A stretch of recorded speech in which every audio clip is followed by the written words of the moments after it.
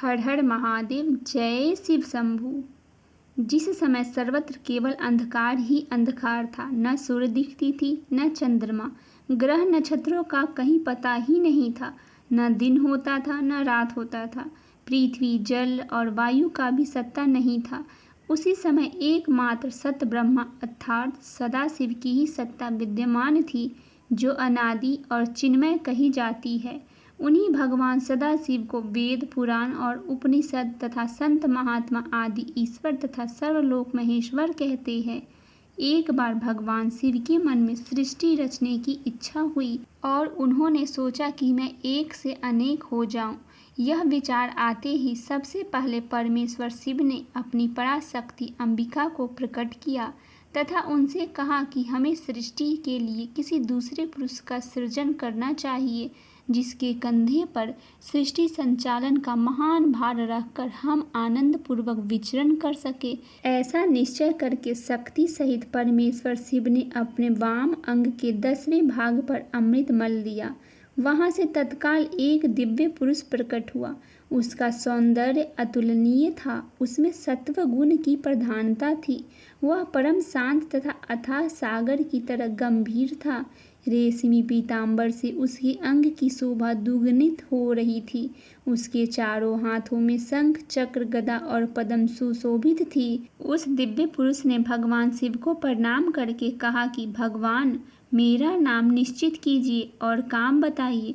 उसकी बात सुनकर भगवान शंकर ने मुस्कुरा कर कहा, वत्स, व्यापक होने के कारण तुम्हारा नाम विष्णु होगा। सृष्टि का पालन करना तुम्हारा काम होगा। भगवान शिव का आदेश प्राप्त कर श्री विष्णु कठोर तपस्या करने लगे। उस तपस्या के श्रम से उनके अंगों से जल धाराएं निकलने लगी, जिससे सूना आकाश भर गया। अंततः उन्होंने थककर उसी जल में शयन किया। जल अर्थात नार में शयन करने के कारण श्री विष्णु का नाम विष्णु नारायण हुआ। तदंतर सोए हुए नारायण की नाभि से एक उत्तम कमल प्रकट हुआ। उसी समय भगवान शिव ने अपने दाहिने अंग से चतुर्मुख ब्रह्मा को प्रकट करके उस कमल पर डाल दिया। महेश्वर की माया से मोहित हो जाने के कारण बहुत दिनों तक ब्रह्मा जी उस कमल के नाल में भ्रमण करते रहे, किंतु उन्हें अपने उत्पत्तिकर्ता का पता नहीं लगा। आकाशवाणी द्वारा तप का आदेश मिलने पर ब्रह्मा जी ने अपने जन्मदाता के दर्शनार्थ 12 वर्ष तक कठोर तपस्या की। तत्पश्चात उनके सम्मुख भगवान विष्णु प्रकट हुए।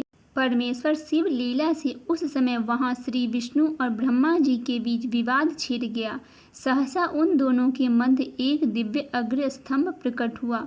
बहुत प्रयास के बाद भी ब्रह्मा और विष्णु उस अग्रस्त के आदि अनंत का पता नहीं लगा सके। अंततः थककर भगवान विष्णु ने प्रार्थना किया कि महाप्रभु, हमें आपके स्वरूप को नहीं जानते, आप जो कोई भी हो हमें दर्शन दीजिए। भगवान विष्णु की स्तुति सुनकर महेश्वर शिव सहसा प्रकट हो गए और बोले, सुर श्रेष्ठ गण, मैं तुम दोनों को तप और भक्ति से भली भांति संतुष्ट हूँ। ब्राह्मण, तुम मेरी आज्ञा से जगत की सृष्टि करो और वत्स विष्णु, तुम इस चराचर जगत का पालन करो। तदंतर परमेश्वर शिव ने अपने हृदय भाग से रुद्र को प्रकट किया और उन्हें संहार का दायित्व सौंपकर वहीं अंतर ध्यान हो गए।